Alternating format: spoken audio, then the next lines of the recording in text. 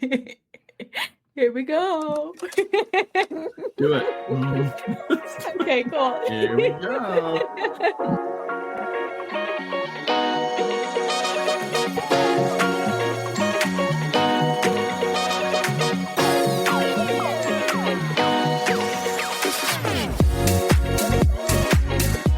Welcome to Coffin Talkin', where we unravel the mysteries, embrace the peculiar, and find humor in the unconventional world of funerals and death. We have an unfamiliar familiar face here in the form of a Scott. Hi, Scott. You don't recognize my face anymore, Holly? You've got this little mustache thing growing. I don't know. I started shaving today, and then I only did my neck, at least a part of it. And then I thought maybe I'll just stop for now. Great. I think it makes you look distinguished. Do you still dry shave? Not so much anymore. Yeah, it's terrible. I hate to dry shave. Pulls on your face, your skin. Ugh, it's terrible. It's terrible. It is terrible. Thanks for having me back. Thanks for coming back, Scott. It's been a while. You passed our tests. So. I think I looked at it the other week. I think it's been 6 months. What? It has not been 6 months. No, You mean weeks? No, I believe the last phone and funeral was November. No, it was not. I believe it was. Are you Coffiners, okay? next week we're going to have another round of phone a funeral. Just to make up for it. Let's see. Oh, it's because we did the best of Coffin Talking for That's a minute. Yeah. Hey. The last phone and funeral was December 2nd, so it was technically December. Well, it's been 4 months. It's been 4 months. Let me tell you, Holly, a lot can change in 4 months. Give us the spiel. What's changed? What's the happenings? I looked it up and I said, what can change in 4 months? And Oh my it said a God. lot. So nothing has changed. It's just Did any of them? It can. It can happen. So none of them changed with you? No. You don't have any updates for our No. listeners? No. You need at least one. That's the deal. Well, okay, I'll tell you, this week is my last full week at my job. How do you feel about that? Good. Also, unemployed is after that, so that's great. And this was of your own volition, right? This was my own volition. Yeah. So you're not being let go. No, yeah, I thought, you know what, it's been a really good experience builder, and I think it's time to jump into a few other things. So what are you going to be jumping into? Well, Enlighten us. There's something, I'm sure. Ollie. So do you maybe want to go to your work and say, can I stay on it another month? Oh, I'm keeping an open mind to possibilities, and I'm actually very excited about it because I don't know where it's going to take me, and so it's kind of a fun unknown part of life. Yeah, I think you might be unique in thinking it's fun, but I think that's great for you. Thank you. I'm excited. For where it takes you. So Yeah. do you have anything in the pipeline? Do you have anything in the pipeline, or what do you think? No, No. I have some ideas floating around, but I'm still pondering, considering things, considering all the options. I thought I would try this facial hair thing today, and that obviously it failed. So it's on to the next Moving thing. on. Yes. yeah, it doesn't bode well for the future, I guess. For the future. Life yeah. choices. Life choices. That sounds about right. Well, no, that's great. The world is your oyster. That's right. You have all of the possibilities. Salty and slimy. Salty and slimy. Maybe somewhere you'll find a pearl. Might take a couple years. Isn't that a clam? Just wondering. Is that a clam? Aren't the Yeah, it totally is. It's clam. Okay. It's a clam. Oysters Okay. are the ones that people slurp out, right? That's right. Yes. Okay. Oh, that's just awful. So that's all right. That's my The world is your clam. That's my Thanks. world. There's some sand in there right now, festering. Sooner or later, a pearl will be developed. Yes, Mm-hmm. There it is. that's so right. Just a few drops of that facial hair added on there, sprinkle it on top. That pearl will sprout. Boom. Yeah, I remember learning about that in science Mm-hmm. science class. In science, that's right. I think it's condensation, if I'm remembering correctly. Yes. Yes. Condensation. Oh Great. my gosh. So that's great. You'll have to keep us updated because we won't have another Fiona funeral in 4 months. It will be much more regular from now on. But Oh, good. oh, good. Dad, how was your week? It was good. Kind of busy. Still kind of warm, although we did have a cold snap here, which is wonderful. I've been loving that. What's a cold snap look like for you? Is it like 60s and rain? So windy. I think the last couple of days it was about 60, between 50, maybe 60, between 60 and 70. Oh, that's nice. Yeah, it was really nice. Mid-60s, yeah. Then last night we had I sent pictures of family about our community movie night. Is that twice a year or is that once a year? No, I think it's twice a year. Once at the end of summer, once at the beginning of summer. Oh, okay. What'd you watch? Moana 2. Was it cute? Well, from what we saw. Oh. Yeah, there's a backstory. So about halfway through the movie, the winds picked up.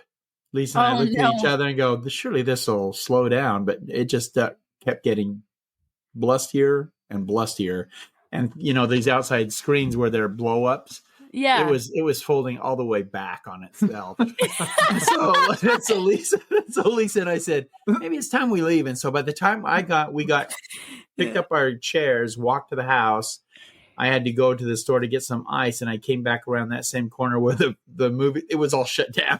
Oh, no. Yeah, the screen was down, the sales were gone, everyone was off that park lawn. It was too bad. We got about halfway through the movie before people just had to leave because it got too windy. Right. Yeah. Are they going to reschedule it? I don't think so. No. But there were a lot of people. Maybe it was just Moana 2 wasn't that big of a hit. I've heard it wasn't as good as number 1. That's what I've heard too. I've never seen either of them. Well, here's the ironic thing is that wind started picking up when Moana was on the ocean, and the waves started to really billow and surge. And I'm thinking, gosh. Oh my gosh, this is like a 40 movie, yeah. 40 theater. It is. It is. That's quite the HOA budget. Yeah. Tell you what. But it was fun. There were a lot of people Mom and Dad there. fund the HOA budget. Yeah, I think they do, yeah. We had a lot of. It was fun, and there were a lot of people there this last time. I think more than the last time I could remember. But there were a lot of people, which I thought was sad that it had to end early.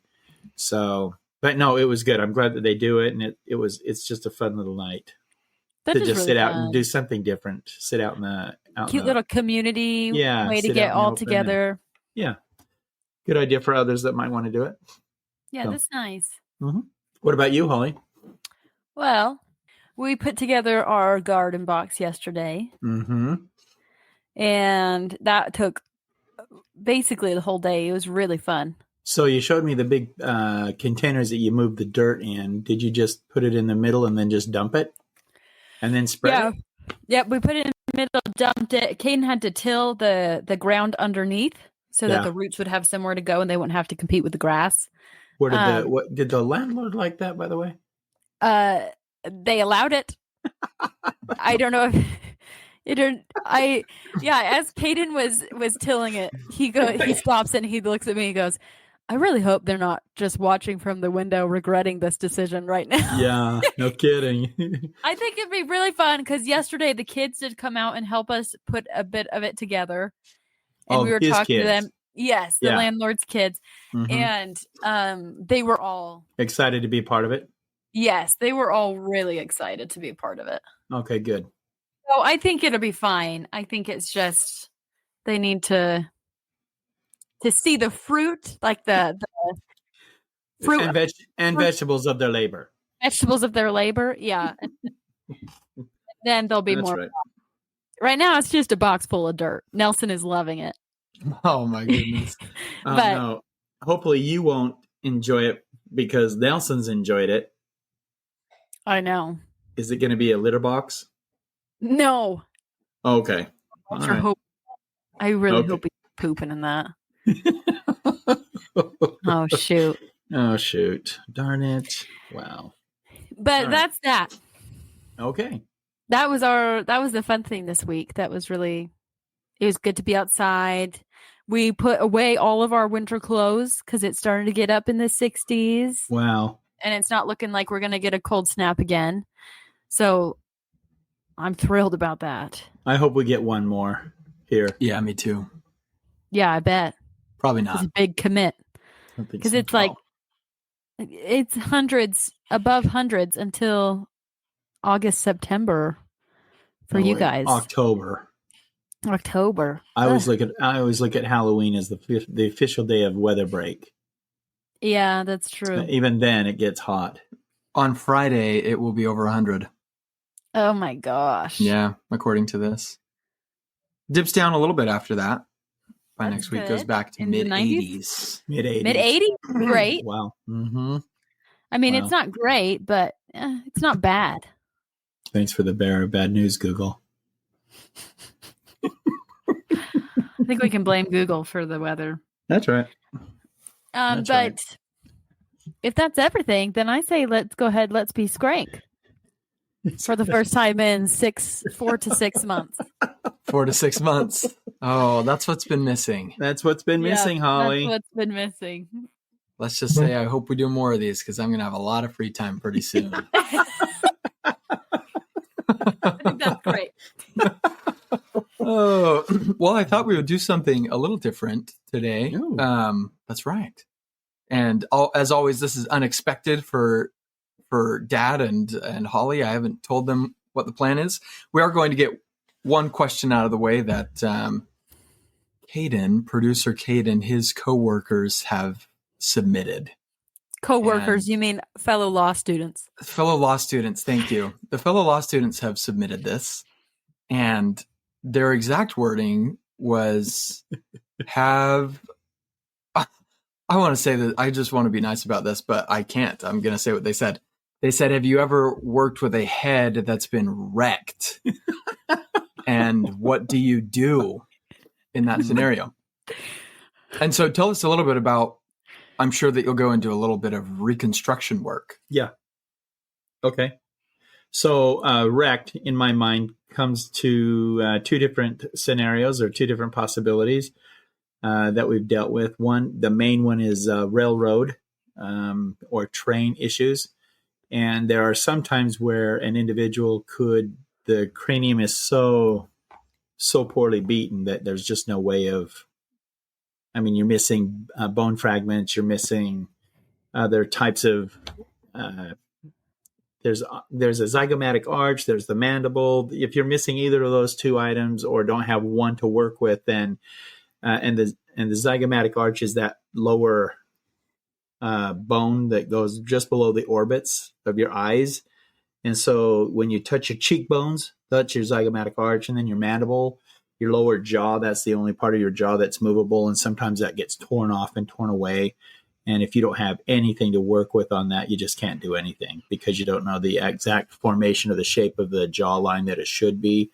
And then in the zygomatic arch, you don't want to make them too protruding so that the eyes look overly sunken or maybe overly bulging. So you have to have at least one good working part of one of those two bones in order to reconstruct a head to its full, I don't even want to say 100% possibility, but at least to where the head looks at least 80% normal. You have a I'm question, sorry. Holly? You said train accidents. That's the first thing that came to your mind. How often are you dealing with train accident? And is this like, well, the question was wrecked head. So I have done 6 train accidents, and these are individuals that get drunk, and then when it's late at night, and they get cold, the rails feel warm to them, so they set their head on the rail. Oh my gosh. Because that's warm for them, and they're sound asleep when the train rolls around, and it just takes a second, but and then it's Ooh. over. But then you're looking for, and without being too graphic, you do look for individual pieces, and once that happens, we may get pieces that come into parts from the police department, whatever else. Within a week's time, different bone fragments may come floating into the mortuary and saying, "Hey, if you can use this, we found these." And it's not a pleasant thing. But the second one that I think of and that happens a lot, is auto accidents where people's heads are pushed into the windshield, or if they're shot, whether execution style, through the temple, up under the chin, through into the forehead. There's all different ways that you can actually build. And I've sent you guys pictures when I've done some work that's been quite extensive. I've told you guys once that I worked on one young man that killed himself by shooting himself up through the chin, and it took me 17 hours to rebuild his face. But the only complaint the wife had was that his upper lip didn't look right. And I just thought, oh my gosh, Jeez. yes, that's an Wow. that's not a challenge, but a challenge accepted and achieved because of all the work that had to be done. If the only complaint she had was the upper lip, I thought that was a victory. So, but yes, there are certain things that you can do when it comes to head reconstruction. A lot of times, the brain matter is already removed, so all you're really doing is looking inside the head and looking at the bone structure from the inside, and then just can I tell you exactly what is done for me anyway? Do you want to go into that much detail, or do you want to just? I noticed that you said, without being too graphic, and then you listed out the train and The most graphic details you possibly could have. I noticed that, but you're welcome to.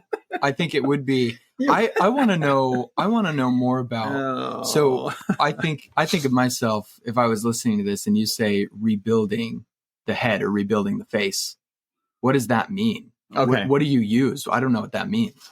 Okay, so and we've talked about this a little bit in another episode, and I don't remember when. I think we have, but if I had one good working eye, and where it doesn't look like it had been damaged at all, I can take my fingers and I can put it on the inner canthus of the eye, which is that little tear duct area, and then move it to the outside of the eye. If I'm opening my eye and blinking, I can feel my eyeball. And then if I keep my fingers the same and I move it right to the bridge of my nose, it should be the exact same. So my eye should be the same space as it is between your nostrils. So your nostrils and your eye are the same. And then if you take that same spacing, move it across your forehead, there's 5. You can have 5 eyes across your forehead, and then 3 eyes across your mouth. And that's how we get proportions to the face. And if I was to take my thumb and put it at the base of my nose and to the bridge of my nose and then put it to my ear, it's the exact same size. So yeah, just like that, Holly. Now move it to your ear. So that's the exact same size. That's how we designate. That's how we find out what the proportions are of an individual's face. The only time that does not work is if the person has Down syndrome. And then we have to look at photographs to see what we can do there. But there's what's called I call it an inner stitch. In other words, where you go up under the skin and all of your stitching is under the main membrane of the skin. So you don't ever see the suture itself. Once you crisscross pattern, and then you just take both ends and you pull it tight, and then the tissue, it's the coolest thing ever. It just zips together, and it looks like it's just flushed together, and you just put a little wax on that. No one would even know that the laceration was there. It's really quite amazing. And then on the underside, on building a head or reconstructing the formation of the head, I use a lot of the cotton collodium. Are you familiar with cotton and collodium, or if you're familiar with that at all? It's a cotton-based a material that you can put on cotton, and then you can form it for a little bit, and then it hardens.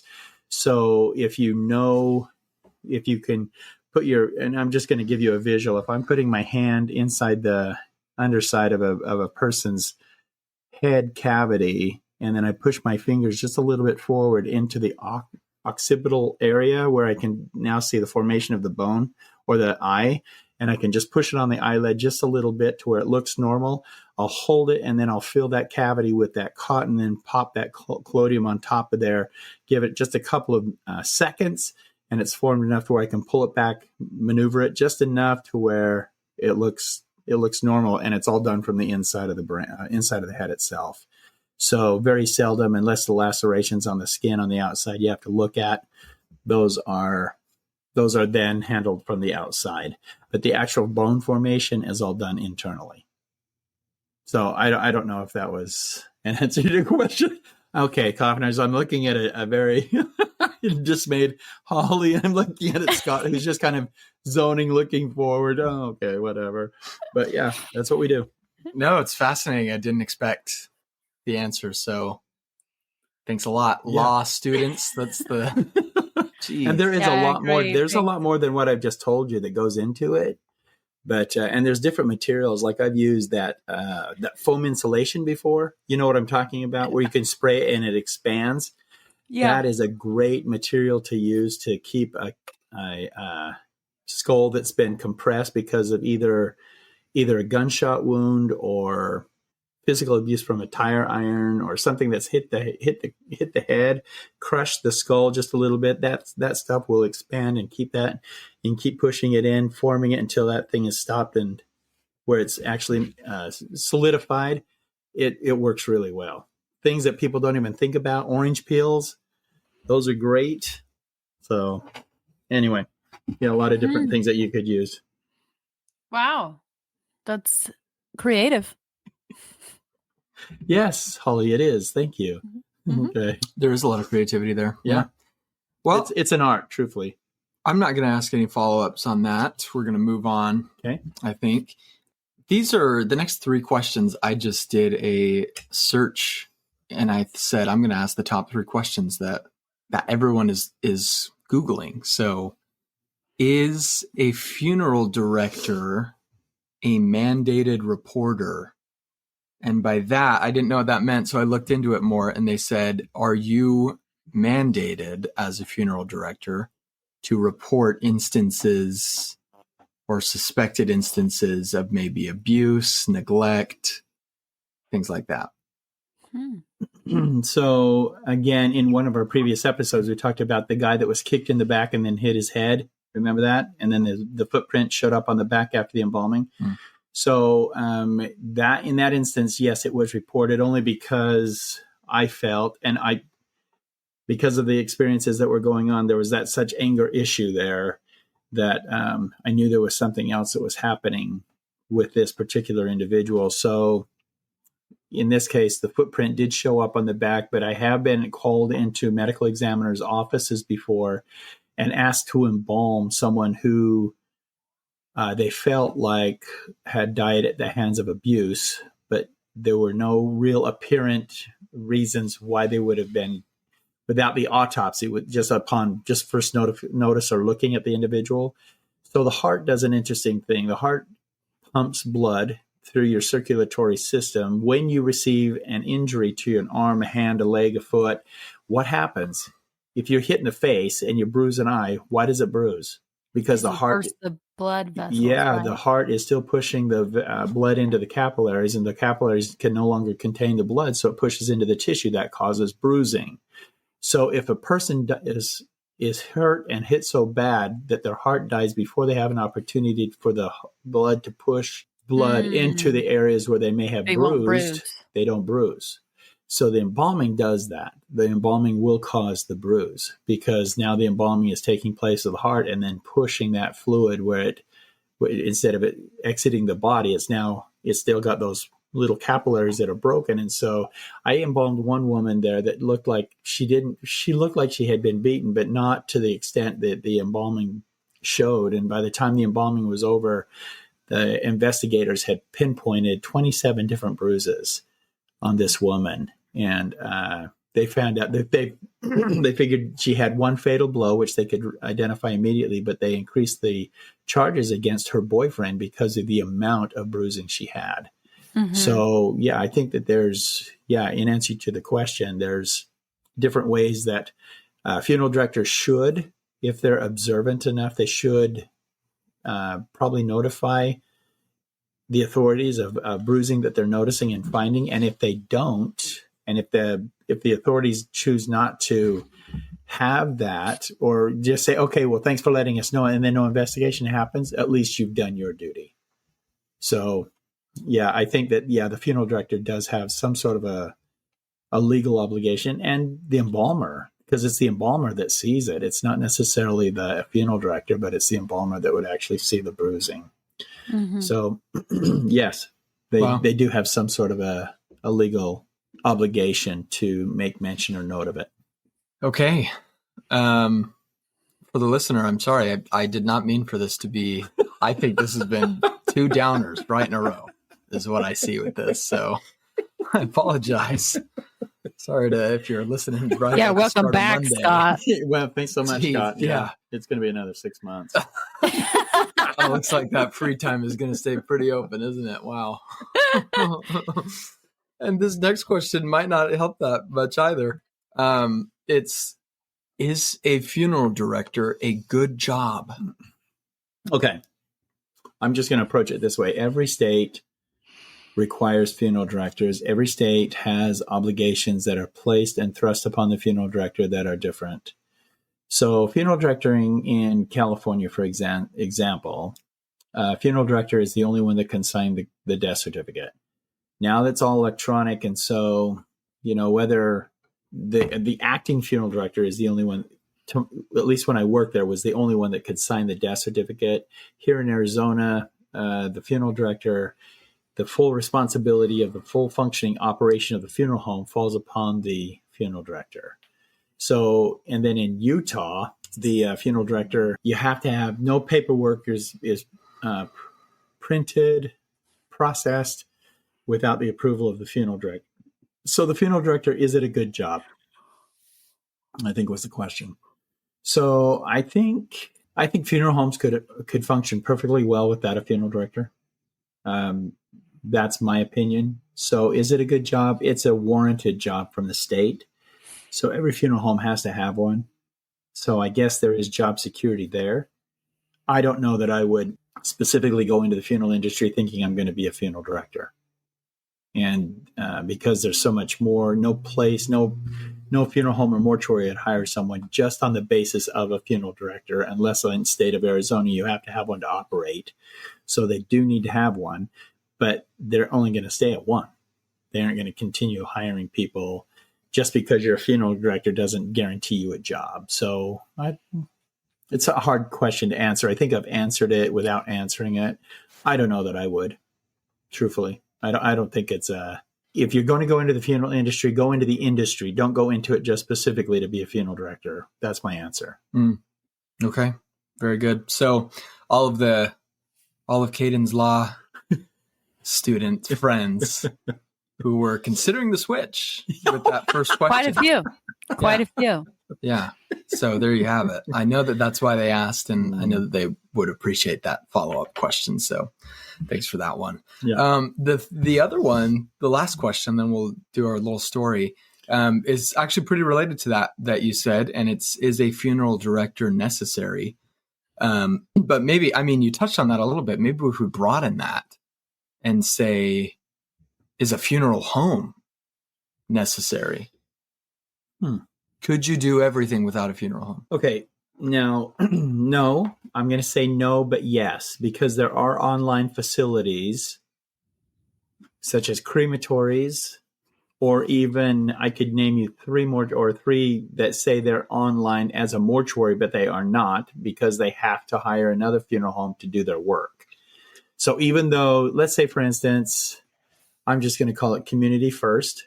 So it's not a real name, but if Community First has a website out there that shows that they can handle all funeral arrangements, cremation, ship out, anything that you as a family would want and need at a reduced price, they are obligated to fulfill that agreement. However, in order to fulfill that agreement, even though they don't physically have a mortuary or a funeral home, they would call me, for instance, and say, hey, I need you to pick up this individual. I need you to embalm this individual, and I need you to get it to this location.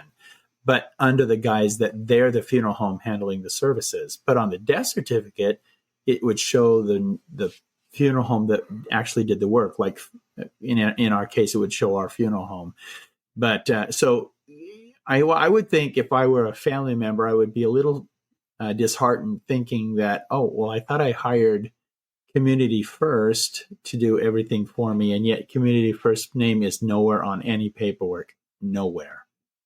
It's all the funeral home that's been hired by that company, even though it's online as a funeral home, it's not actually functioning. It can't function as a funeral home because it's not a funeral home.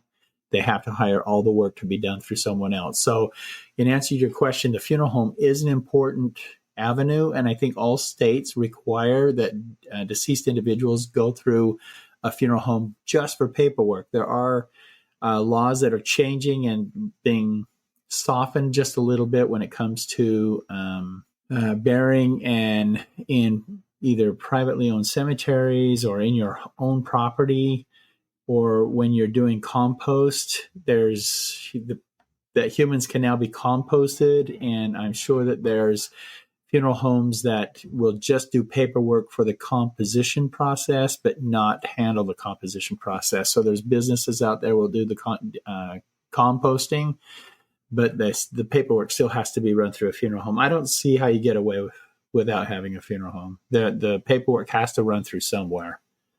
And so the state has to recognize it. And the only ones they recognize right now are funeral homes. Wow. Okay. Yeah, I think that was all the follow-up questions I had too. Kind of the hypothetical scenario.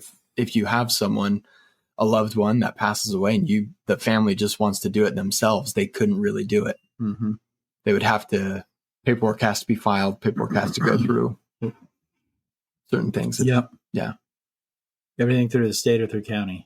And so that's who initially, because when you look at it, death certificates have to be officially signed off on by the state. And the state only gets the death certificate when it's run through the funeral home. They don't accept them from an outside source.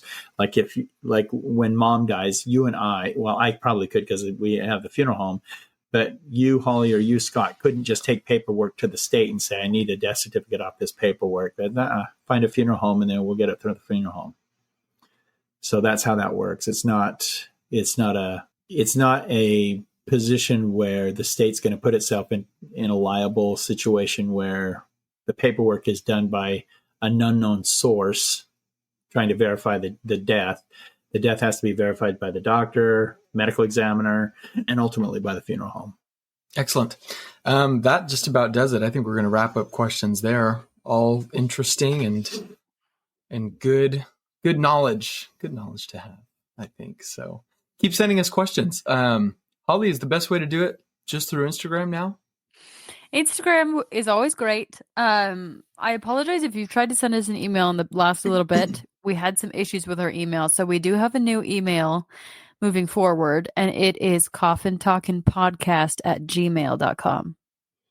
Okay. coffintalkingpodcast@gmail.com. Okay. Mm-hmm. So it's a Gmail. It's a Send your Gmail. stories there.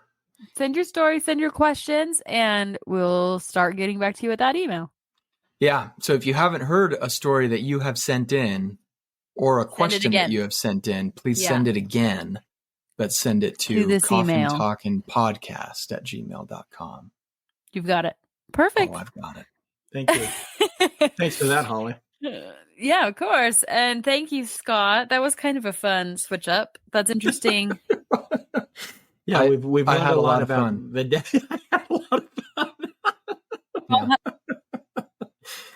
Hey, coffiners, just so you know, earlier in the week, I had sent them some work that I had done, and Scott did kind of that same reaction. So I sent photos out of not identifying the person that I'd been working on, but some of the work that had been done. And Scott's reaction was, yeah, thanks for that. Yeah, that's right. Yeah.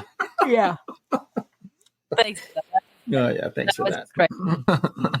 Then we'll move on to something else, and that is a story submitted by one of our listeners. I will go ahead and read that. and we'll get Scott and Frank's reaction. So he goes, "Hi, coffiners. My name is Steven. I currently live in Oregon. When I left home, I wanted to put as much distance between my parents that I could. It's not that we didn't get along. I just wanted my life to begin without their supervision, so I managed to get away.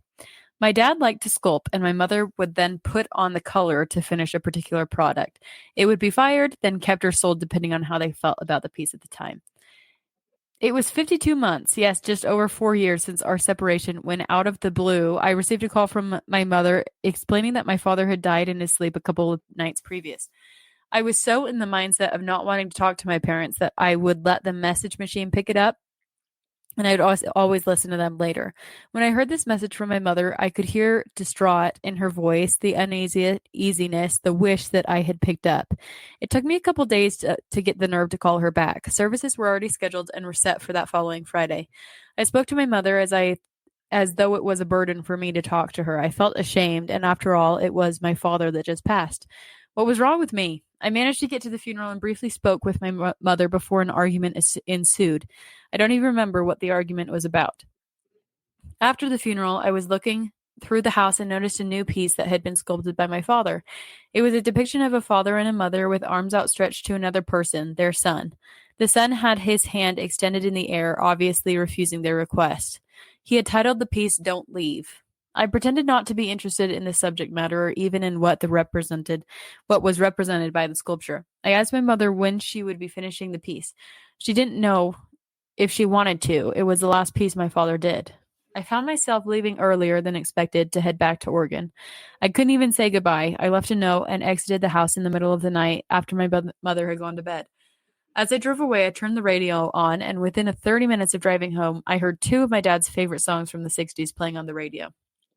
As I later stopped for gas, I saw pictures of the first car that my father owned, Things as They Were in 1958 book that showed the price of eggs, gas, clothing, homes, etc. I thumbed through it for a couple minutes, smiled, and left. 3 weeks later, I received a call from my neighbor explaining that my mother had passed away. I went back to take care of my mother, who was driven to death, probably by a terrible son. She overdosed on pain medication. When I entered the house, the only item I was looking for was the last sculpture my dad had done. It was nowhere to be seen. I was a little angry that someone either took it or threw it out. The services went well. I cleaned out the house and put it on market for sale. I managed to put in the car the few items that I wanted and asked the realtor to dispose of the rest. He agreed. My drive back to Oregon seemed to be taking longer than normal. I just wasn't into it. I finally made it home. I had been looking for the right piece for my own home and thought that dad's sculpture would be perfect for the spot, but since it was no longer available, I had to keep looking. 1 month from the passing of my mother and 2 months after the passing of my father, I walked into a unique gift shop. In this shop, they professed to have whatever you would want or need. I held my breath and walked in.